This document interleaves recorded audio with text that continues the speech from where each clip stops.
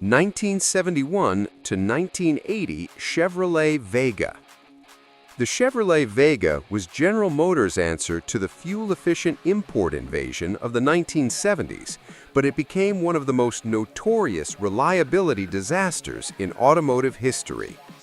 Launched in 1971, the Vega featured an innovative aluminum block engine that seemed promising on paper, but proved catastrophic in practice.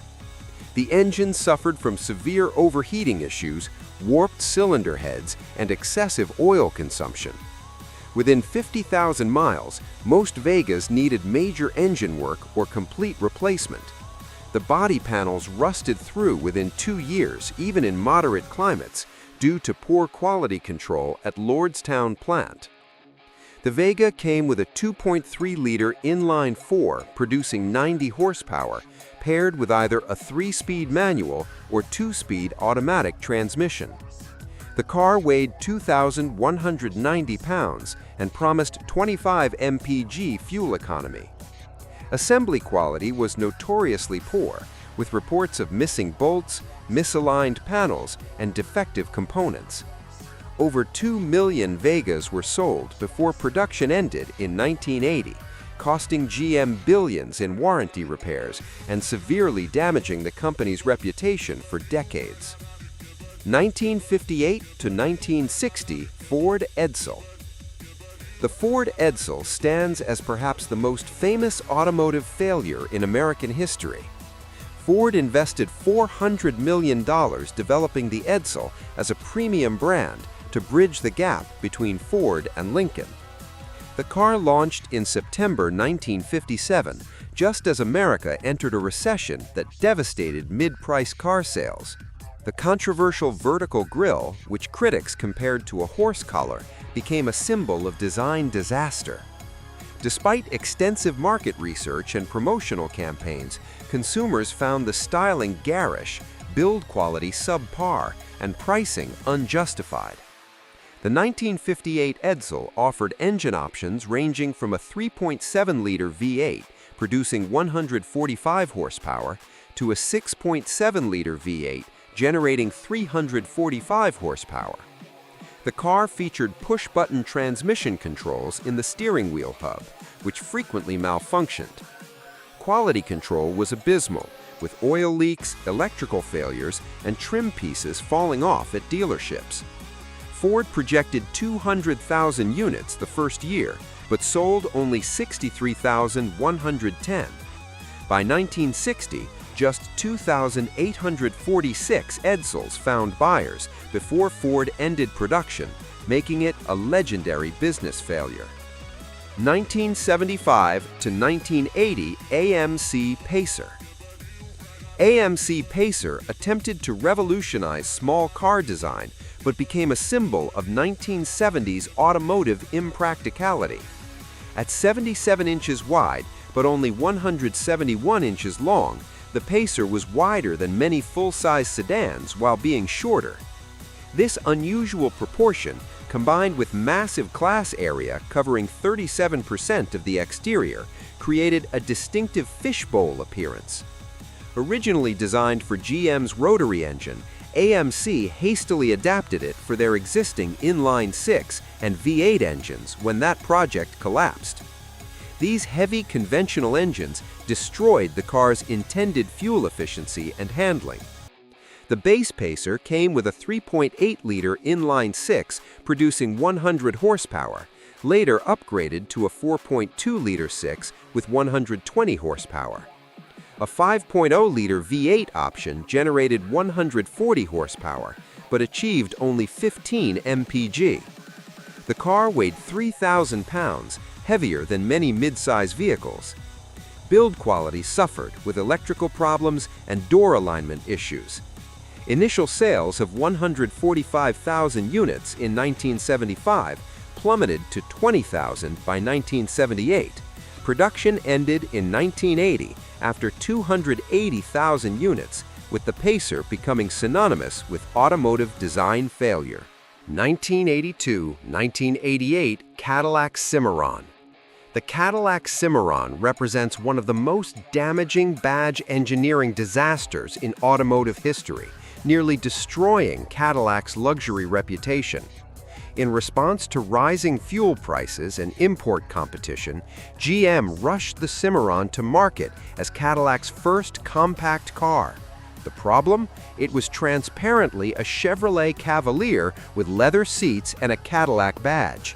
Priced at $12,181, nearly double the Cavalier's $6,000 base price, the Cimarron offered minimal additional features. Buyers weren't fooled, and Cadillac's traditional customers felt insulted by the cynical rebadging. The 1982 Cimarron came with a 1.8-liter four-cylinder, producing just 88 horsepower, making it the weakest Cadillac in decades. The car weighed 2,270 pounds and accelerated from 0 to 60 miles per hour in 13.9 seconds. Later models offered a 2.8-liter V6 with 130 horsepower, but the damage was done. Build quality matched the Cavalier's mediocre standards, with cheap plastic interiors and frequent electrical failures. 1974 to 1976 Ford Mustang II. The Ford Mustang II was Ford's response to the 1973 oil crisis, transforming the legendary muscle car into a compact economy vehicle. While it saved the Mustang nameplate from extinction, enthusiasts consider it a betrayal of everything the original Mustang represented. Built on the Ford Pinto platform, the Mustang II was smaller, slower, and less powerful than its predecessors. The base model came with a 2.3-liter four-cylinder, producing a mere 88 horsepower, a dramatic fall from the original Mustang's performance heritage. Ford stripped away the car's muscle car identity, creating what critics called a secretary's car. The Mustang II offered a 2.3-liter four-cylinder or a 2.8-liter V6, producing 105 horsepower. The optional 5.0-liter V8, introduced in 1975, generated only 140 horsepower due to emissions restrictions. The car weighed around 2,600 pounds and rode on a 96.2-inch wheelbase. While the Mustang II sold well initially, moving over 385,000 units in 1974, it's remembered as the low point in Mustang history. Build quality issues included rust problems, weak suspensions, and the Pinto-derived platform's safety concerns. 1981 to 1983 DeLorean DMC-12. The DeLorean DMC-12 promised to revolutionize sports cars with its stainless steel body and go-wing doors, but delivered one of the most disappointing performance cars ever built. John DeLorean's ambitious project suffered from underfunding, production delays, and compromised engineering. The car's iconic stainless steel panels looked futuristic, but were expensive to repair and showed every fingerprint. The rear-mounted engine layout caused poor weight distribution and unpredictable handling. Quality control at the Northern Ireland factory was disastrous, with cars arriving at dealers with misaligned panels, electrical failures, and leaking seals. The DMC-12 came with a 2.85-liter V6, producing only 130 horsepower, woefully inadequate for a $25,000 sports car. It weighed 2,712 pounds and accelerated from 0 to 60 miles per hour in a sluggish 10.5 seconds, slower than many family sedans. The 5-speed manual transmission was the only option. The car rode on a 95-inch wheelbase and measured 168 inches long.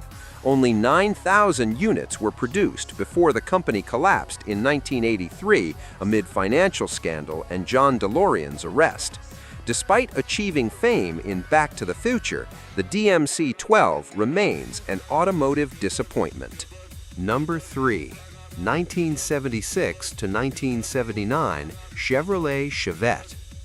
The Chevrolet Chevette was GM's attempt to compete with fuel-efficient imports, but it became known as one of the cheapest, most underpowered cars ever sold in America. Introduced in 1976, The Chevette was based on GM's Global T platform and built to a price point rather than a quality standard. The car felt incredibly cheap, with hard plastic interiors, thin sheet metal, and minimal sound insulation. Road noise was deafening at highway speeds. The Chevette's lightweight construction made it dangerous in accidents, while its crude suspension delivered a harsh, uncomfortable ride that left passengers exhausted after short trips. Number 2. 1981 to 1989 Cadillac Fleetwood. The 1981 Cadillac Fleetwood with the V8 6.4 engine represents one of the most ambitious technological failures in automotive history. Cadillac developed the V8 6.4 system to meet new fuel economy standards by deactivating cylinders under light loads. The 6.0-liter V8 could run on 8, 6, or 4 cylinders, depending on power demands. The concept was brilliant, but 1981 computer technology couldn't execute it reliably. The engine's computer system constantly malfunctioned, causing rough idle, hesitation, stalling, and complete breakdowns. Dealers couldn't fix the problems, often disabling the system entirely and converting the engine to run on all 8 cylinders permanently. The V8 6.4 engine produced 140 horsepower from 6 liters, embarrassingly weak output even by 1981 standards.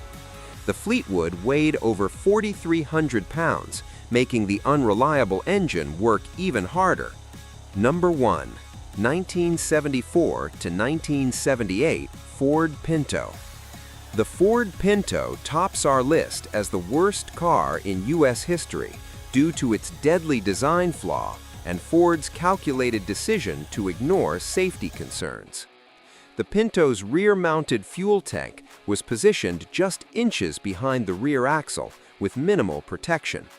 In rear-end collisions above 25 miles per hour, the tank ruptured, spraying fuel into the passenger compartment and causing fires. Internal Ford documents revealed the company knew about this flaw before production, but calculated that paying wrongful death settlements would cost less than a recall. This decision resulted in an estimated 500 to 900 burn deaths and became the most infamous corporate negligence case in automotive history. The Pinto came with a 2-liter 4-cylinder producing 86 horsepower, or a 2.3-liter 4 with 92 horsepower. It weighed approximately 2,000 pounds and rode on a 94.5-inch wheelbase. Beyond the fuel tank issue, the Pinto suffered from poor build quality, rust problems, and weak structural integrity. Ford sold over 3 million Pintos between 1971 and 1980, but the deaths and resulting lawsuits devastated Ford's reputation. The largest lawsuit awarded $128 million in damages.